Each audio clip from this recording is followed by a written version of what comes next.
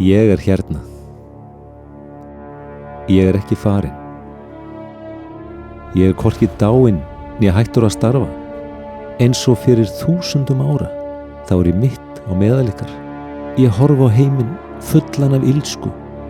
Fólk fullt af sorg og sem hrópar, það er enginn Guð. Þau hafa snúið sig frá mér, segjast ekki sjá mig, en augu þeirra eru lokuð.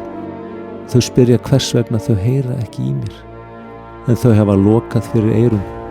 En ég stend við dyrnar hjá þeim, á hverjum degi, á hverri mínútu og í öllu sem þau ganga í gegnum. Óþreytandi, af hverju hleypur þú mér ekki inn? Ég er hérna, ég er nálægur, ég sé þjáningu þína.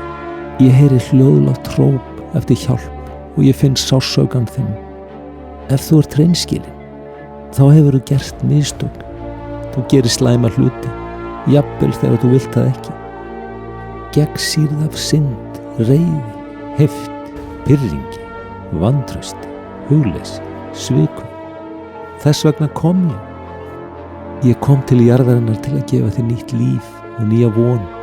Það var gjald fyrir þínar syndir, dauði, og ég greiddi það fyrir þig. Ég elska þig. Ég dó til þess að þú myndir ekki deyja, reis upp aftur til þess að þú gætir lifað.